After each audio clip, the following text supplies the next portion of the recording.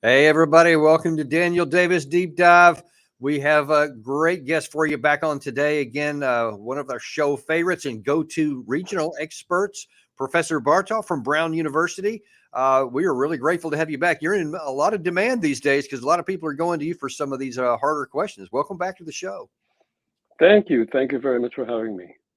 Like so many of these, I wish we could just get together and just chat sometimes because you have so much knowledge. I'd love to just drill into your mind there and get a lot of information and background stuff. But it seems like there's always something, tense going on. And certainly that's where we're at in this situation here today. Obviously, we have the whole war continuing to go on and it hadn't slowed down any at all between Hamas and Israel in the Gaza Strip there.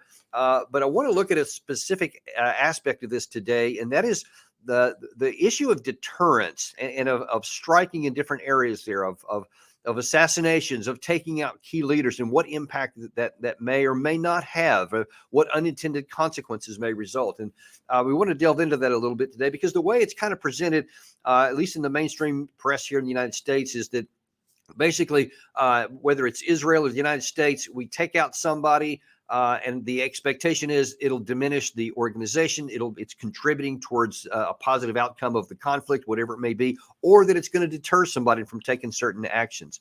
And so far, it doesn't appear that that's been the case. I know a number of attacks the U.S. has made against a lot of these Iran-backed groups in Iraq and Syria specifically has not deterred anybody from anything. And in fact, now then things have expanded into the Red Sea.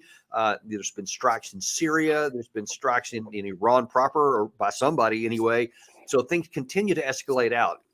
Yesterday in the White House, the spokesman, John Kirby, was asked, is the U.S. doing anything or any of the U.S. actions, are they contributing to some of this? He didn't seem to like that question. Iran provided the missiles that the Houthis are using. We are simply in a defensive posture to try to protect that commercial shipping, and we have in the last 48 hours. Then there's been an escalation. Now Iran has launched a frigate into that, so there has been an escalation. Okay, again, let me stop you. The fact that they... I ask you again, has the United States' actions supported an escalation as a result? No. You said that your words said... You asked me a question, ma'am, I answered it. No. So it's just, no, nothing that we do has any negative implications at all. Everything's positive. Is he right?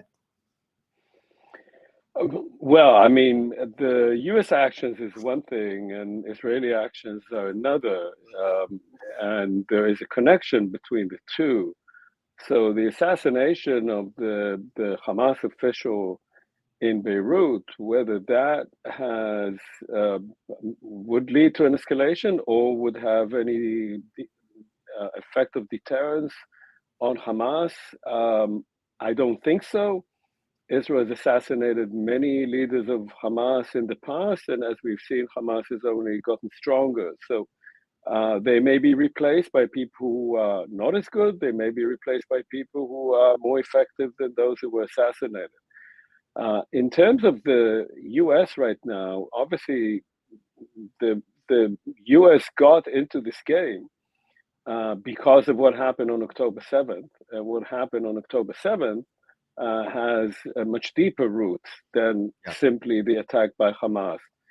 And if you look at it that way, then the way to diminish the chances of this entire escalation getting worse and worse is to look at the root causes of it, because I don't think that one can simply, okay, we'll send another ship there, we'll send a few airplanes there, and that will somehow make things better. One has to look at the root causes of this. That's really what it's about. Couldn't agree with you more. What are some of those key root causes?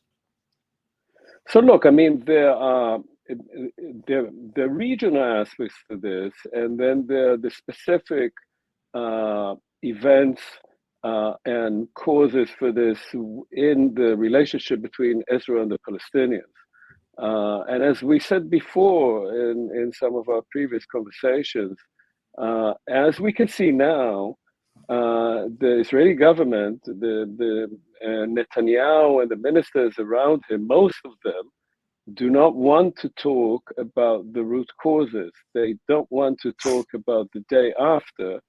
because if you talk about the day after, what's going to happen when the fighting dies down, which it eventually will, if you look at that, then you have to talk about politics. And the politics of this is, and I think that the administration has been hinting at that, but it's been doing it very mildly and very politely vis-a-vis the Israeli government. The main political issue is to find some kind of arrangement between Israel on the one hand and the Palestinians on the other. Without that, however you try to deal with this militarily or in some other ways, security measures, it has never worked.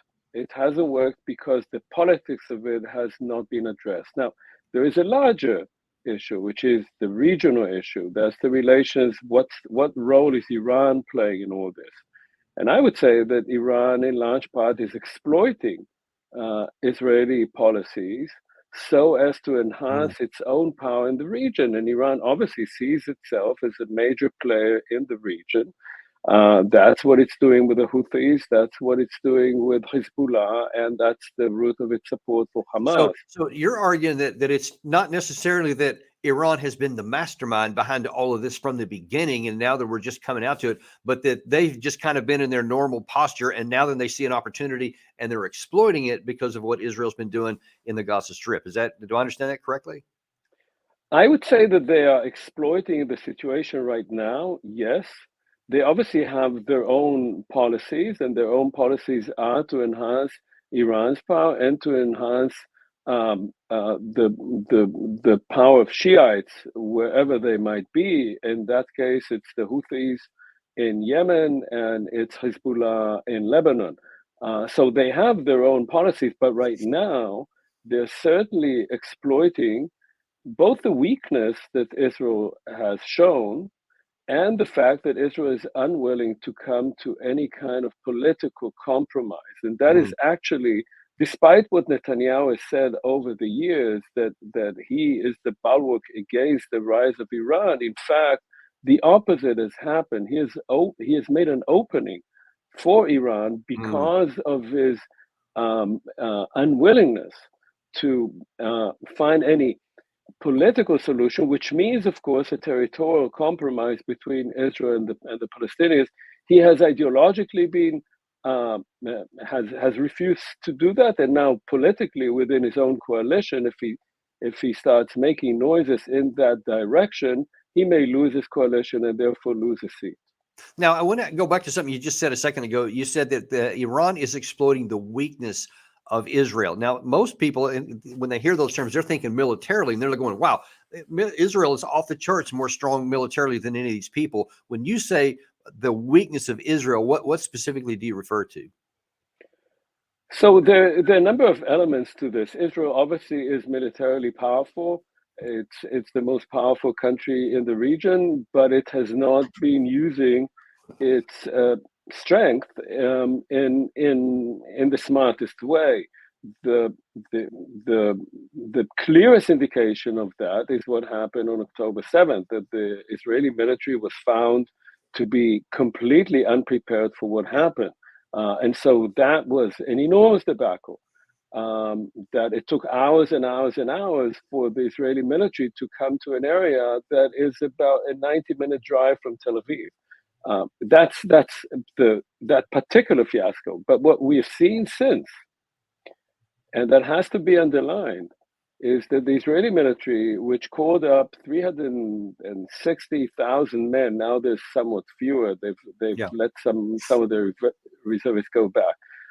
Which has one of the most modern air forces in the world, modern tanks, artillery, has been fighting a militia, a lightly armed militia that has up at the most 40,000 fighters now for weeks and weeks and weeks. It's been 10 weeks and has still not accomplished its two goals, the goal of releasing the hostages.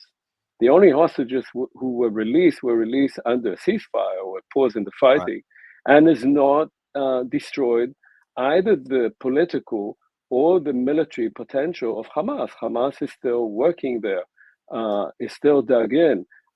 So that's a second fiasco for the Israeli military, and it's exposed its weakness. And finally, Yeah. on the northern border, of course, Israel's been taken many attacks by Hezbollah and has been reluctant to do anything about it because it may get bogged down if it goes into Lebanon even more deeply than it is right now in Gaza. So now, circling back to Iran, and so when you look at militarily, they're substantially weaker than Israel. Or I think some of their officials, the Israeli officials, the other day boasted how they had 40 times the power and financial backing in their military than Iran. So they said, they're not that big a threat. But then it seems like, though, that they actually do fear them a lot and want to go in. So I'm trying to square that peg and round slot there. If they're that weak, then why are they causing you this much trouble that some are suggesting that we need to go after them? As a matter of fact, earlier this very day in Israel, you had Senator Lindsey Graham actually say, yeah, man, let's go after them. I'm more dedicated now to bringing stability to your country in this region because I think Iran's goal is to destroy your efforts to reconcile with the Arab world. It's a nightmare for the Ayatollah. It's an absolutely essential ingredient to a better, more stable Mideast and a safe and secure Israel and a prosperous Palestinian people. So I promise you they will not have died in vain. We're going to do everything we can on my end, and I think working with the Biden administration, Mr. Prime Minister, to push forward to make Iran's worst nightmare real. Now, yesterday, one of Lindsey Graham's comfort animals, Jack Graham, went on Fox News and seemed to be really, really enthusiastic about doing that. Gary, if you could play that second clip that we had of Jack Keane, would be really helpful right now. Sorry, I kind of threw him a curveball there. We were not expecting that, but it just so appropriately follows this.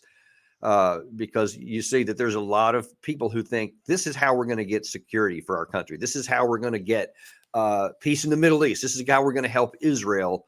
And, I just don't know that that's the way it's going to work out there, and definitely want to get your view on the backside of this clip. It's coming up. Okay. This also just in from the State Department. The U.S. remains incredibly concerned about the risk of the Gaza conflict spreading to other fronts. To what degree are you concerned that will eventually happen, General?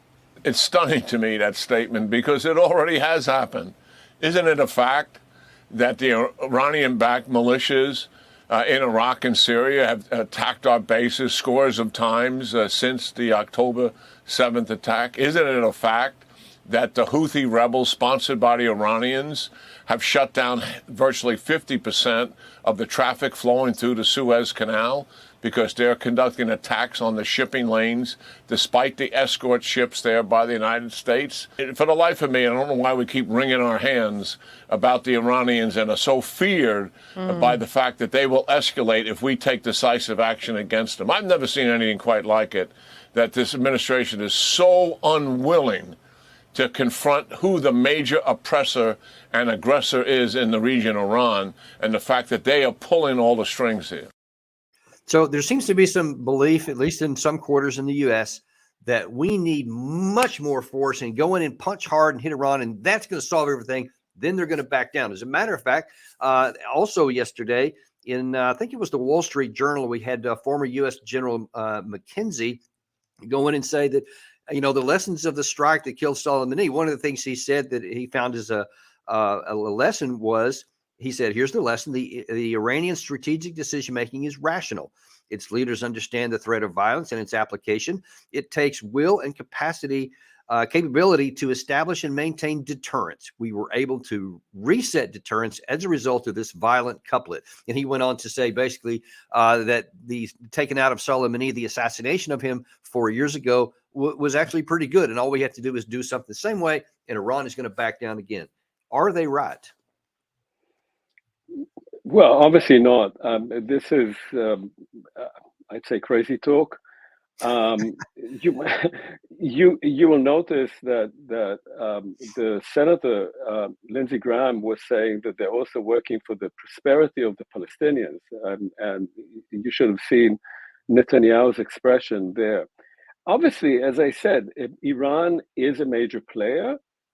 It's important to acknowledge that. One has to use a sort of a formula of policy that includes also power, but the idea generally is not to go and bomb Iran or fight a war with Iran. One has to remember, years ago, Iran and Iraq had a devastating war with each other. They killed hundreds of thousands of each other's troops. And Iran is not a country that you are going to invade or that you want to bomb. It's a country, it's a large, powerful country. It's a huge territory. And it's one that you have to reach some kind of political compromise with, one way or the other. One problem with that is, I'm afraid to say that, is that Israeli policies that have been under Netanyahu, that have been consistently against American agreements with Iran, particularly on nuclear weapons, have only made things worse rather than better. The American instinct for a long time was that the best thing to do would be to reach some agreement with Iran, which would be happy not to have a nuclear weapon as long as its status in the region is respected. Yeah. And Netanyahu, for his reasons, which have to do with his own region, that is, they have to do with not speaking about the Palestinian issue, has been pushing the Iran issue instead. And the result was that Israel neglected to deal with the Palestinian issue. The Palestinian issue blew up in Israel's face. And now Israel is facing both the Palestinians, Hamas, and Hezbollah, which is working both for its own interests and for those of Iran and Iran itself. And that's why what I say is that Israel under Netanyahu has actually diminished its own power and influence by choosing the wrong kind of policy. And it's in danger of getting America involved in this in completely the wrong way. There are right ways for the United States to deal with this. We can talk about it, but this is not the right way to go and attack Iran. Yeah, and I do want to talk about what is the potential right way in just a second, but I specifically want to address some of the issues that were raised by both Graham and Keane in this, and Mike Pompeo has been beating these same drums, John Bolton, lots of really well-known people here that are very influential in the United States keep beating these drums. Now, we have just taken out this leader in Iraq, this Iran-backed group leader in Iraq, which has very much angered the Iraqi government, as they felt it's a second violation of their sovereignty in a matter of a week, I believe it is. So we're making, our otherwise ally there where the troops are being held. And of course, there's all this talk about we need to go more after the Iran back. Keane is always saying we should go after the IRGC or their training camps inside of Iran. In the event, Professor Bartov, that we actually do this, if we do strike to any degree, whether it's a big one, medium, small, if we strike within Iran, what do you think Iran will do? Because they are limited. They can't do a lot, but they're not going to do nothing, I don't think. What would you watch for if that did happen? Look, I mean, it's very hard to say. I can't get into the minds of the people in Iran, and I wouldn't like to reside there. I don't know for sure, but I think that the potential is a potential of escalation, of more and more violence on both sides. It will have strategic implications. It will have economic implications, and we see what is happening in the Red Sea now, and it's not necessary. The point is that the U.S. has other options which would be much more effective and would serve its own national interests much better than going to war. We saw what happened when the United States went to war first in Afghanistan and then in Iraq. I don't think that in retrospect, we would say that it served American interests. And interestingly, right, President Biden said to Netanyahu right at the beginning, after October 7th, we acted because we were very angry after 9/11 and we made mistakes. Don't do the same. And now Israel is dragging the United States into a politics of revenge. Revenge is not good politics and it's not good war making. You have to know what you want to accomplish. And then you have to use the right amount of force. You have to use the right amount of diplomacy, and all those things to get to an acceptable outcome. And unfortunately, I don't see a lot of knowledge, even among these advocates of striking Iran. I don't hear any kind of resolution. I don't hear them say, well, let's strike them so that this will be the new status quo. This will make us safer. They don't even go there. They don't talk about, what happens next. What if Iran doesn't back down and they continue to strike more and we have to strike harder, and then we actually are in an outright war? What troops are we going to use for that? Are we ready to sustain a war with that while we're still trying to help Israel, while we're still trying to help Ukraine in its war against Russia? The answer is no, but I don't see a lot of forethought into that. So if that's the wrong idea, and I strongly argue it is, what is the right idea? You say we could do something that was smarter. What are some of those smart moves we could make right now in this volatile situation? Right, and let me just say that the one option that Iran would have, and the lesson that many other medium-sized countries have learned, is that if you have an atom bomb, then people are very careful with their policies toward you. And Iran is very close to that. It can make a political decision to have a nuclear bomb, and it would have it. So we don't want to push Iran in that direction at all. Now, what can be done? I think what is really crucial at this point, and one can't emphasize it enough, is for the United States to put together a team of experts, of policymakers, of people who understand the region well, and to forge a strategic plan for what will happen between Israel and the Palestinians, to do that urgently.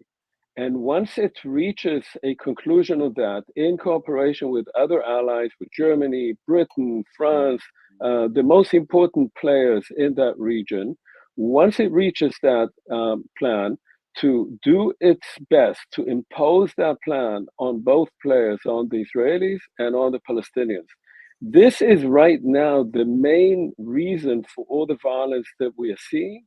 I think that President Biden has been making the right noises in that direction, but they are faint, they are inconsistent, and they are not part of the larger strategic plan that we can see. Maybe there is a lot of action, but we don't know about it.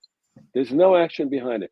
That has to be done now, because what happened on October 7th and the roots for that is what is now causing growing havoc in the entire region.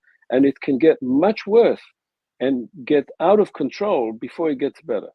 And that's one of the big concerns that I have. And I wonder what your thoughts are on the, going back specifically to the Israeli-Hamas issue and the war in the Gaza Strip, because I contend that militarily, the objective, the political outcomes that Tel Aviv is seeking are militarily unattainable, meaning that at the end of whatever they're considering this next phase of the war is going to be, there's not going to be the outcome they're looking for, because if you could theoretically, or hypothetically, kill all the Hamas fighters, though I think in practical terms it's virtually impossible to kill them all. But the amount of enemies that Israel has created already within the Gaza Strip of people who had no interest in being part of Hamas anyway, I think is going to be extremely high. So even if this so-called, or the formal Hamas fighters are dead, at the end of this sweep through and the virtual destruction of the ability to sustain life within Gaza Strip, the surviving men are going to be in no shape and no interest in actually cooperating and working with Israel unless they're given some kind of possibility for some kind of freedom and a good life. I mean, can this work for Israel? In other words, if we don't do anything like you're suggesting, the U.S. Diplomatically, what can we expect the outcome of this war? So what you see right now in Israel is really a debate between the military and the Minister of Defense and other members of the cabinet over what would be what they call the next day. As I said, Netanyahu and the ministers around him, the right-wing settler ministers, they don't want to talk about it at all. But the noises that they're making are that what we want to do is to diminish the population of Gaza. One of the ministers, Smotrich, said, well, it would be good if instead of 2 million people, we had 100,000 or 200,000 people there. And we should encourage them to leave, encouraging them by depriving them of food, of water, and so forth. That is making it impossible for them to leave. That is a policy of ethnic cleansing. That's what they would like. What the military is talking about is something very different. It was presented to the government, but the government doesn't want to follow that. And it's also not a perfect solution. What they want to do is to bring in temporarily security forces from other countries, particularly Arab countries, that would impose some kind of temporary order there, and then to try and use local forces and potentially also the Palestinian Authority from the West Bank to bring about some kind of social order in the Gaza Strip with the population staying there. Now, will that work? Well, it will work only if there is a political horizon to that. That is, if you say that too is temporary. What the Israeli army wants to do is to do what it does now in the West Bank. That is to have total freedom of operations within the West Bank. Whenever they think there's some suspect there, they move in. They don't care about the PA. It can take care of sort of, police issues, of local criminals, of sanitation, all that. But when they want to move in, they move in. And that's what they want in Gaza. That will not work. What they have to understand, and they will not come to that conclusion on their own, it has to be imposed on them, is that there has to be a political horizon to that. And then the plan that was presented by the Minister of Defense can in fact be the beginning of a much larger move that will involve, as I said, the United States, other major European allies, and Arab countries that would like to see that, and that don't want to see Hamas in power. And Hamas can be diminished in strength, and its political wing eventually, I suspect, would be integrated within the Palestinian Authority, because they won't disappear, but they can play a constructive rather than a destructive role. Yeah, and we certainly hope that we get moving down that path really clearly here. I wonder if you can tell our viewers something, kind of an insider info here, which we just don't have access to. I've seen those headlines by Minister Smotrich and some other comments that he's made even more recently, but we don't see a lot of response within Israel. We just don't know. Is that like a fringe thing? What is the people in Israel thinking about this? Is there a diversion? Is it a split? What do the people think about when they hear stuff like that? So, in fact, just 2 days ago, I think, a letter by some experts in international law, Israeli experts in international law and political scientists, wrote a letter to the Attorney General, to the Israeli Attorney General, calling upon her to speak out against these statements by Israeli politicians. It's not only Smotrich, there's a whole array of them. Some people who are anchors on TV and so forth, speaking to the Israeli people in this kind of tone, that the best is just to have the Palestinians go elsewhere from Gaza, just disappear from Gaza, and saying, you have to respond to that. Now, they're saying that for two reasons. One is that there's very little response in Israel to these kinds of statements. They are normalizing that. And that is obviously a great danger. Secondly, because as you know, South Africa has now turned to the International Court of Justice, accusing Israel of genocide, or at least of being on the verge of genocide, and such statements, which have not been responded to, not by the Prime Minister, not by the Minister of Defense, not by other cabinet ministers. Such statements are indications of intent. And therefore, we are right now in a very precarious situation. And, Israel is now finding itself, and it's ironic, of course, that South Africa made that referral, on the verge of becoming increasingly marginalized in the international community, as South Africa was. And we know that that was an unsustainable situation for South Africa, and it will become that for Israel and for the United States supporting Israel. I think that's one of the least recognized risks to Israel is the loss of Western support, and then the loss of American support, because if public opinion were to turn against it, if it continues going down a path that is unsustainable, they could lose that. And then whether Biden wants to or not, he may have to stop some of this support. And then, like you said, it's just not sustainable. And I think we fool ourselves if we think that can never happen in the United States, because you're seeing already among the 18 to 34-year-old group, there is a huge movement against the support of Israel and for the support of Palestine and the Palestinian people, because they don't have this history of, everything since the Second World War and the Holocaust. That's not as forefront of their mind.